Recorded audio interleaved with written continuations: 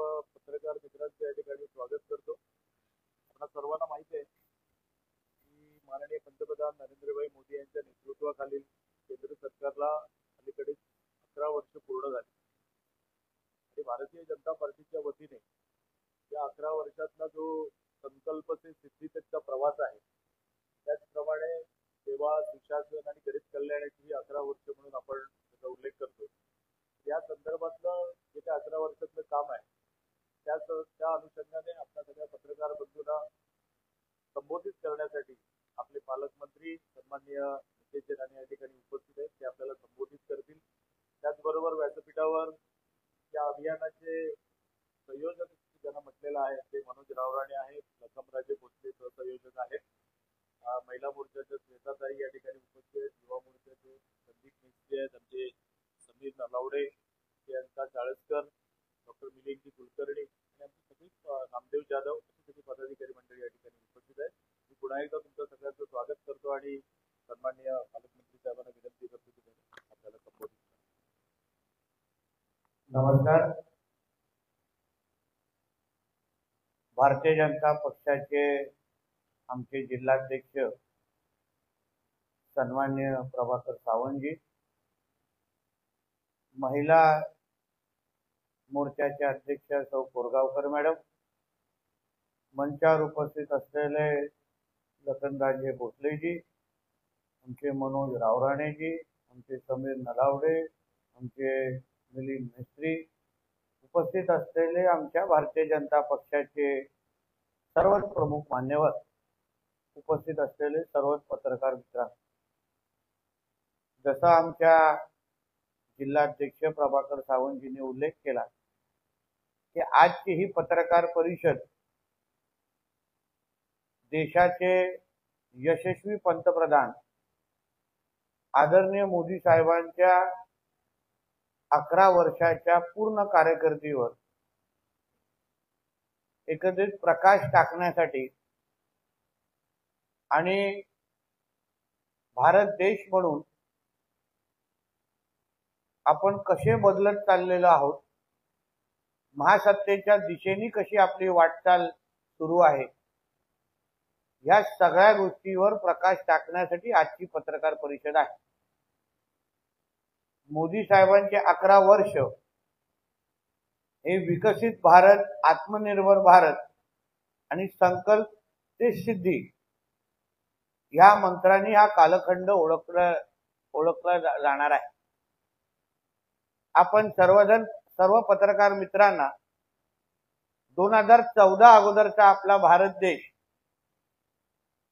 आणि तेव्हा आपण पत्रकार म्हणून आपल्या देशाबद्दल ज्या बातम्या आपण रिपोर्ट करत होता, जी माहिती आपण संकलित करत होता, आपल्या भारत देशाबद्दल बाहेरच्या जगामध्ये, विश्वामध्ये काय ओळख निर्माण आपल्या भारत देशाची होती, म्हणजे आपल्या भारत देशामध्ये राहत असलेल्या लोकसंख्यापेक्षा भ्रष्टाचाराच्या आकड्यांबद्दल जास्त चर्चा व्हायची।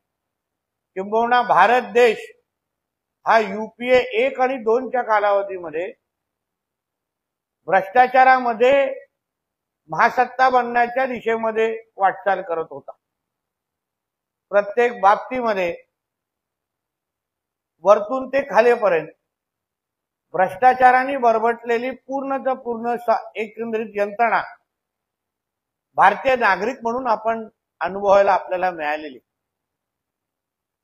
आणि 2014 पासून ते आतापर्यंत आज 11वा वर्ष जेव्हा आपण सगळे अनुभव घेतोय, तेव्हा आपण भारतीय नागरिक म्हणून आपल्या प्रत्येकाला अभिमान वाटेल की आज भारत देशाकडे बघणाऱ्याचा जो दृष्टिकोन आहे, जगामध्ये आपली प्रतिमा जी आहे ती मोदी साहेबांच्या नेतृत्वाखाली असलेल्या भारतामुळे पूर्ण पद्धतीने बदललेली आहे। आज जगामध्ये किंवा जागतिक राजकारणामध्ये भारताची दखल घेतल्याशिवाय अशी एकही घटना होत नाही, अशा पद्धतीचा अनुभव आपल्याला मिळतो। मग रशियन युक्रेनचं युद्ध असो, अमेरिकेमध्ये जे काही घटना असो, किंवा लहान काही देशाचे जेव्हा राष्ट्रपती मोदीजींना भेटतात तेव्हा पाय पडून किंवा वाकून किंवा नमस्कार करून जो काय आदर व्यक्त करतात तीच आपल्या नवीन भारताची एक ओळख झालेली आहे आणि ह्याचं सगळं श्रेय सन्मान्य मोदी साहेबांच्या नेतृत्वाखाली आहे. शेवटी नेतृत्वामुळेच आपल्या भारताची आपल्या देशाची एक प्रतिमा तयार होत चाललेली आहे. असंख्य महत्वाचे निर्णय म्हणजे ज्या निर्णयामुळे सामान्य ते सामान्य नागरिकांच्या आयुष्यामध्ये परिवर्तन होणं, आपल्या देशाचं दरडोई उत्पन्नामध्ये वाढ असो, जीडीपी मध्ये वाढ असो, किंबहुना आता काही आठवड्या अगोदर आपण सगळ्या जणांनी वाचलं असेल की आज आपला भारत देश जपानच्याही पुढे जाऊन आज आर्थिक सत्तेमध्ये 3 क्रमांकावर येऊन उभा राहिलेला आहे. आणि ज्या दिशेने आज आपले मोदी साहेब चाललेले आहेत, ज्या गतीने मोदी साहेब चाललेले आहेत, तर मला विश्वास आहे की 2029 पर्यंत आपण निश्चित पद्धतीने पहिल्या 2 क्रमांकावर असू असा विश्वास मोदी साहेबांच्या नेतृत्वावर आपला प्रत्येकाचा आहे. असंख्य महत्वाचे निर्णय, असंख्य महत्वाच्या योजना ह्या मोदी साहेबांच्या नेतृत्वाखाली आपल्याला सुरू होत असताना आपल्याला दिसलेल्या आहे. म्हणजे आपल्याला आठवत असेल की 2014च्या अगोदर भ्रष्टाचाराच्या निमित्ताने ज्या घटना आपण सगळेजण ऐकायला मिळायचे, मोदी साहेबांनी जेव्हा पहिल्या वर्ष जेव्हा त्यांनी सूत्र हातात घेतली तेव्हा एक वाक्य त्यांनी हक्काने सांगितलं आणि ते सिद्ध पण करून दाखवलं, ना खाऊंगा ना खाणे दूंगा. आणि तेच नजरेसमोर ठेवून आज जे भ्रष्टाचार करणारे लोक आहेत, जे सामान्य जनतेचा हक्क पडून निघून जाणारे जे लोक आहेत, त्यांना आज असा विचार करण्यामध्ये पण भीती वाटते असं वातावरण मोदीजींच्या नेतृत्वाखाली तयार झालेलं आहे. म्हणजे पहिलं सर्रास पद्धतीने आपल्याला घोटाळे होत असताना दिसायचे, सर्रास पद्धतीने लोकांच्या बँकेतून पैसे काढून मोठ्यातले मोठे उद्योगपती देशातून पळून जाताना आपल्याला दिसायचे. पण मोदी साहेबांच्या नेतृत्वाखाली असलेल्या भारतामध्ये असं कोणी हिम्मत करणार नाही असं वातावरण आज देशामध्ये तयार झालेलं आहे. भारताच्या सुरक्षिततेच्या बाबतीमध्ये ऑपरेशन सिंदूर असो किंवा असंख्य अशा घटना आपल्या आज देशाच्या नागरिकांनी अनुभवलेल्या आहेत. आपल्याला सगळ्यांना आठवत असेल 26/11चा हल्ला असो की मुंबईमध्ये असंख्य बॉम्बला जेव्हा व्हायचे तेव्हा आपण सगळेजण सामान्य नागरिक म्हणून अरे इसका तो हमको आदत लग गया है असं बोलून आपण पुढचं आयुष्य पुढे जगायला सुरू करायचं. पण आज ऑपरेशन सिंदूरच्या नंतर आपल्या भारताकडे पाकिस्तान असो किंवा अतिरेकी कारवाया करणाऱ्या कोणीही संघटना असो, कोणीही वाकड्या नजरेने पाहिलं तर जसा तसं उत्तर किंबहुना त्यांच्या सगळ्याचे सगळे नीव हलवण्याची जी क्षमता किंवा ताकद आज आपल्या भारतामध्ये आहे, अशा पद्धतीची प्रतिमा आदरणीय मोदी साहेबांच्या नेतृत्वाखाली तयार झालेली आहे. बघा, जो पहलगाम मध्ये तो हल्ला झाला, काही तासा अगोदरच आपल्या सैन्य दलांनी, आर्मीनी, एअरफोर्सनी ज्या पद्धतीने त्या पाकिस्तानमध्ये असलेल्या अतिरेक्यांच्या अड्ड्यांना जशा पद्धतीने उद्ध्वस्त केलं, पाकिस्तान आतापर्यंत ज्या पद्धतीने आपल्याला बोलत होता की आम्ही आतंकवाद्यांना संरक्षण देत नाही, पण त्या ऑपरेशन सिंदूरच्या माध्यमातून पाकिस्तानमधचा खरा चेहरा उघड करण्याची हिंमत ही फक्त ना फक्त मोदी साहेबांच्याच नेतृत्वाखालच्या 11 वर्षाच्या सरकारने केलेलं आहे. म्हणून हे जे काही कणखर नेतृत्व आहे, आजूबाजूचा असा कुठलाच देश नाही, मग चीन असो, पाकिस्तान असो, बांगलादेश असो, प्रत्येकाला एक कडक संदेश दिलेला आहे की हा बदललेला भारत आहे, हा मोदीजींचा भारत आहे. आणि इथे अगर तुम्ही कोणाला वाकड्या नजरेने बघाल तर तुम्हाला गंभीर परिणाम भोगायला लागतील, अशा पद्धतीची प्रतिमा आज भारताची तयार झालेली आहे. नक्षल नावाची ही जी समस्या, या बाबतीमध्ये आपण वर्षानुवर्ष ह्या बाबतीमध्ये ऐकतो. नक्षलाईटनी इथे हल्ला केला, नक्षल इथे पद्धती एवढ्या लोकांना मारलं, नक्षलांनी एवढ्या लोकांना अपहरण केलं, असंख्य गोष्टी आपण वर्षानुवर्ष ऐकत आलेलो आहे. आज ह्याच मोदीजींच्या नेतृत्वाखाली असलेल्या सरकारमध्ये आदरणीय गृहमंत्री अमित शहाजींच्या नेतृत्वाखाली असलेल्या मंत्रालयाने आज नक्षल मुक्त भारत या मोहिमेकडे आपण वाटचाल करून आज 99% ह्याच्यामध्ये यश मिळवण्यामध्ये आपल्या भारताला यश मिळालेलं आहे.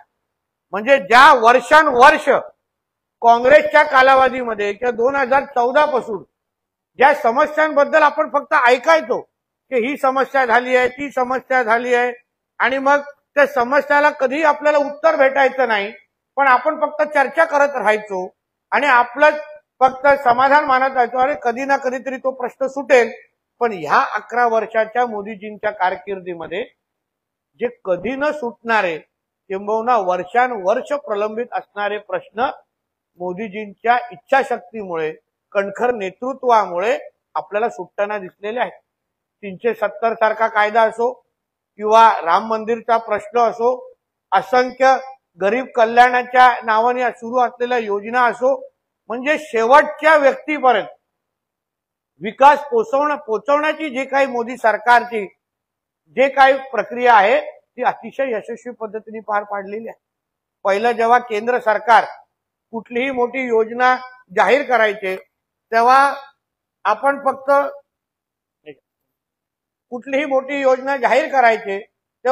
फक्त योजनाचे पैसे कधी येणार किंवा योजनाचे पैसे ह्या पक्षांनी खाल्ले, त्या मंत्र्यांनी खाल्ले, असं फक्त आपण ऐकत बसायचं. पण मोदीजींच्या कारकिर्दीमध्ये डायरेक्ट ट्रान्सफर म्हणजे योजनाचे पैसे हे थेट अकाउंटमध्ये येण्याची जे काही अनुभव शेतकऱ्यांना, कामगारांना, महिला भगिनींना आणि असंख्य विविध योजनांच्या अंतर्गत असलेल्या वर्गाला जो अनुभव घ्यायला मिळालेला आहे तो आपल्या भारत देशाने 2014च्या अगोदर कधीही बघितलेला नव्हता. असंख्य महत्वाच्या योजना माता भगिनींसाठी, शेतकऱ्यांसाठी. आज आपल्या देशातला शेतकरी सक्षम झाला पाहिजे, आर्थिक समृद्ध झाला पाहिजे, यासाठी महत्वाच्या योजना आज मोदीजींच्या सरकारच्या अंतर्गत आज सुरू आहे आणि ते यशस्वी पद्धतीने पार पडत आहे. मला आठवतं की कोविडच्या काळात जेव्हा आपल्या हातात एकही रुपया नव्हता तेव्हा आमच्या शेतकऱ्यांच्या बांधवांकडे शेतकरी सन्मान निधीच्या निमित्ताने केंद्र सरकारच्या 6,000 म्हणजे प्रत्येकी 2,200 हजारचे हप्ते कोरोनाच्या काळात, अन्य वेळी तर सुरूच होतं, पण कोरोनाच्या काळात ह्याच मोदी सरकारच्या माध्यमातून शेतकऱ्यांना आधार देण्यासाठी सुरू ठेवले. गोरगरीब लोकांना जेव्हा कोरोनाच्या काळात आणि अन्य संकटामध्ये जेव्हा अन्न आणि धान्याची प्रश्नचिन्ह निर्माण झाला तेव्हा मोठ्या प्रमाणामध्ये आपल्या सामान्य जनतेपर्यंत मोफत अन्न देण्याचा निर्णय, क्रांतिकारी निर्णय हा आदरणीय मोदीजींच्याच माध्यमातून झालेला आहे. आणि म्हणून असंख्य असे महत्वाचे मुद्दे किंवा असंख्य प्रश्न ज्या देशासमोर होते ज्याच्याबद्दल आपण फक्त चर्चा करत राहायचो, मोदीजींच्या माध्यमातून आपल्याला सुटताना दिसलेले आहे. आज ज्या पद्धतीने विविध क्षेत्रामध्ये आपण विकास होत असताना दिसतोय, आज रोजगार या क्षेत्रामध्ये एवढ्या मोठ्या प्रमाणामध्ये आज वाढ होत असताना दिसत आहे. मोठ्या प्रमाणामध्ये नोकऱ्या उपलब्ध आहेत, नवीन नवीन उद्योग धंदे हे आपल्या भारताकडे येत आहेत. आज आधुनिकतेच्या बाबतीमध्ये आपला भारत देश आज अन्य देशांच्या तुलनेत आणि स्पर्धेमध्ये मोठ्या प्रमाणामध्ये उतरलेला आहे. आज फेसबुक असो, ऍपल असो, मोठ्यातली मोठी कंपनी त्यांना आपला कारखाना लावायचा असेल तर अमेरिकेच्या अगोदर आता भारताचा विचार करतात. हेच आपल्या मोदीजींनी कमवलेली विश्वासार्हता आहे. आणि म्हणून ह्या सगळ्या जे 11 वर्षाच्या कारकिर्दीमध्ये समाजाचा असा कुठलाच घटक नाही ज्याच्या मन जिंकण्याचं काम आदरणीय मोदीजींनी केलेलं नाही. प्रत्येक वर्गाला न्याय कसा द्यायचा, प्रत्येकाला बरोबर घेऊन कसं चालायचं हे आदरणीय मोदीजींनी आपल्या 11 वर्षा कारकिर्दीमध्ये अतिशय यशस्वी पद्धतीने केलेलं आहे. आपल्या कोकणाच्या दृष्टिकोनातून अगर आपण विचार केलात तर प्रधानमंत्री मत्स्य संपदा योजना असो किंवा बंदरेच्या माध्यमातून आपल्या किनारपट्टीचा विकास असो, या आर्थिक बजेटमध्ये म्हणजे युनियन बजेटमध्ये अर्थसंकल्पामध्ये 25,000 कोटी समुद्र किनाऱ्याच्या विकासासाठी मोदी सरकारने तरतूद करून ठेवलेली आहे. सागरमालासारखे असंख्य महत्वाच्या योजना ज्याच्यामुळे आपला पूर्ण किनारपट्टी आज मोठ्या प्रमाणामध्ये विकसित होत असताना आपल्याला दिसतंय. म्हणजे म्हणून तुम्हाला सांगितलं कुठला असा एक क्षेत्र नाही ज्याच्यामध्ये मोदीजींनी आपल्याला समाधान दिलेलं नाही. व्यापारी वर्गामध्ये पण जीएसटीच्या संदर्भात निर्णय असो, असंख्य महत्वाचे निर्णय घेऊन आपल्या सामान्य व्यक्तीला आर्थिक समृद्ध आणि आधार देण्याचं काम आदरणीय मोदीजींच्या माध्यमातून झालेलं आहे. आणि म्हणूनच मोदीजींचे 11 वर्षचा जो प्रवास हा प्रत्येक भारतीयासाठी अभिमान वाटण्यासारखा आहे. आपण आज भारतामध्ये राहणं हे आपल्यासाठी जे कौतुकाची जी बाब झालेली आहे. आज आम्ही मंत्री म्हणून, लोकप्रतिनिधी म्हणून जेव्हा दुसऱ्या अन्य देशांमध्ये जातो आणि आज तिकडचे जे अँबॅसेडर आहेत, दूत आहेत, ते जेव्हा आम्हाला भारताच्या बदललेल्या प्रतिमेबद्दल बोलतात की 2014 अगोदर जेव्हा पंतप्रधानांबद्दल, तेव्हाच्या पंतप्रधानांबद्दल होणारी चर्चा आणि आताच्या आमच्या मोदीजींबद्दल होणारी चर्चा याच्यामध्ये जमीन आसमानचा फरक झालेला आहे. हा अनुभव तेच स्वतः आपल्या लोकांना सांगतात. आणि म्हणून आमचा भारत देश हा तरुणांचा देश म्हणून आपण ज्या पद्धतीने ओळखतोय, मला विश्वास आहे आदरणीय मोदीजींच्या नेतृत्वाखाली आमचा भारत देश हा महासत्ता निश्चित पद्धतीने बनेल. हा विश्वास या निमित्ताने मी व्यक्त करतो. इथेच थांबतो. धन्यवाद.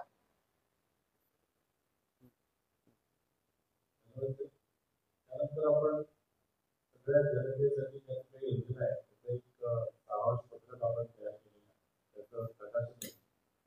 त्यानंतर वरती आपण या अनुषंगाने लावलेल्या प्रदर्शनीच्या उद्घाटनाचा कार्यक्रम संपन्न.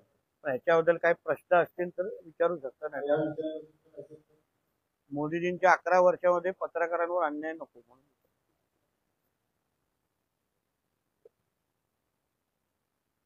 बरोबर ना.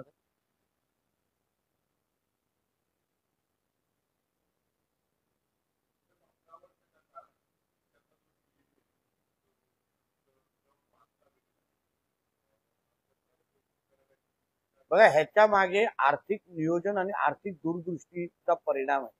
आपल्या देशाला महासत्ता किंवा आर्थिक महासत्ता बनवण्यासाठी कुठल्या कुठल्या क्षेत्राला प्रोत्साहन द्यायची गरज आहे, ज्याच्यामुळे रोजगार वाढेल, आपल्या देशामध्ये गुंतवणूक वाढेल. हे मोदीजींच्या नेतृत्वाखाली अतिशय योग्य पद्धतीने झाल्यामुळेच आपल्याला आज महासत्तेच्या दिशेने आपला देश जात असताना दिसतोय. आज आपल्या भारत देशावर बद्दल जी विश्वासार्हता आहे, आज चीननी गमावलेली विश्वासार्हता, पाकिस्तान जे स्वतः उद्ध्वस्त होण्याच्या मार्गावर आहे, आणि त्या तुलनेने आपला भारत देश आज ज्या अर्थी जपानच्या पण पुढे निघून गेलेला आहे. जपान हा आधुनिकतेच्या बाबतीमध्ये फार पुढे असलेला देश होता, पण त्याच्यापेक्षाही एक पाऊल आज ज्या अर्थी भारत देश गेलेला आहे, याचं सगळं श्रेय आदरणीय मोदीजींना जातं.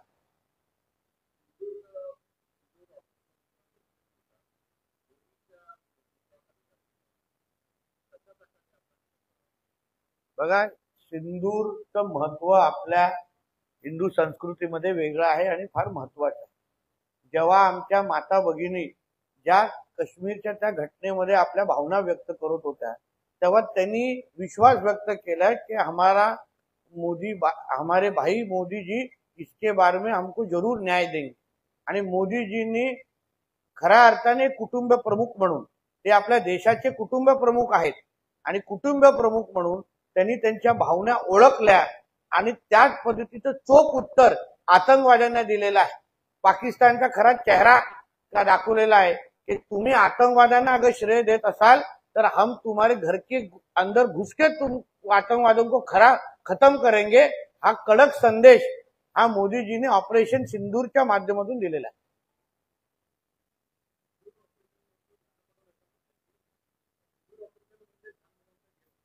बघा, असं आहे, ज्याच्या नेतृत्व की ज्याचा लीडरच अगर पप्पू असेल, त्याला सगळं व्हिडिओ गेम आणि लहान मुलंच दिसणार. कारण का राहुल गांधीचं फक्त शरीर वाढलेलं आहे, बौद्धिक पात्रता वाढलेली नाही.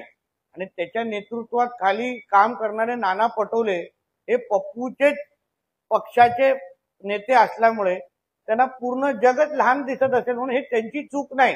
याला जबाबदार राहुल गांधी सारखा पप्पू आहे.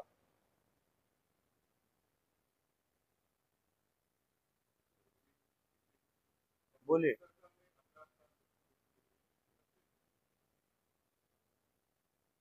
मोदी जी ने 11 वर्ष, मोदी जी के 11 साल, जो उसके बारे में आज हम लोग जो ये पत्रकार परिषद हम लोग ने दिए हैं, मोदी जी के 11 साल, ये हमारे भारत देश को विकसित भारत देश की जो पहचान उन्होंने दिलाई है उसके लिए बहुत महत्वपूर्ण रहे हैं. इस 11 साल में मोदी जी के माध्यम से जो हर एक वर्ग का जो विकास, सबको साथ में लेके विकास करने की जो तैयारी हमारे देश ने दिखाई है, हर क्षेत्र में जिस तरीके से आज विकास हो रहा है, हर एक को आज आधार देने का काम जो हमारी केंद्र सरकार कर रही है, वही मोदी जी का 11 साल की असली पहचान है. इसी तरीके से आज जैसे 11 साल में मोदी जी हमारे भारत देश को पूरे विश्व में फाइनेंशियल यादी में चौथे क्रमांक पर लेके गए हैं, उसी तरीके से आगे का उनके प्रवास के जाते हुए हमारा भारत देश ये महासत्ता जरूर होगा, ऐसा विश्वास मैं इस वक्त पे व्यक्त करता हूँ.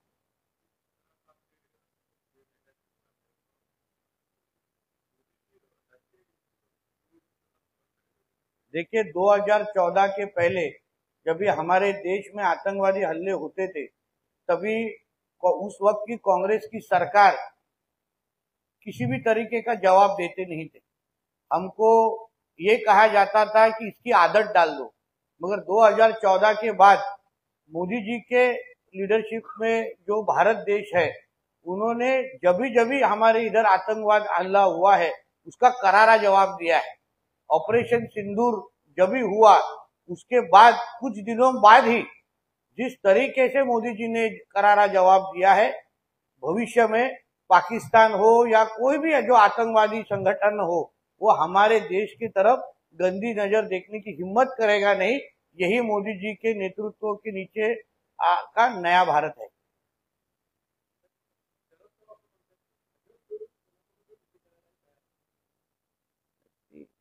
असं आहे ना की पवार साहेब काय म्हणतात काय नाही म्हणतात, आता त्या गोष्टीवर चर्चा करणं हे योग्य नाही. कारण का पवार साहेबांचे मित्र हे सगळ्याच पक्षामध्ये आहेत, म्हणून कोणी कधी कोणाबरोबर युती करावी ही शेवटी पवार साहेबांचा तो निर्णय आहे. आणि अजितदादांनी जो योग्य निर्णय आमच्यावर येण्याचा ठेवलेलाच आहे, घेतलेलाच आहे. म्हणून एक पवार आमच्या बरोबर असल्यामुळे दुसऱ्या मोठ्या पवारांची आम्हाला चिंता नाही. ठीक आहे, संपवायचा. धन्यवाद. जय हिंद, जय महाराष्ट्र.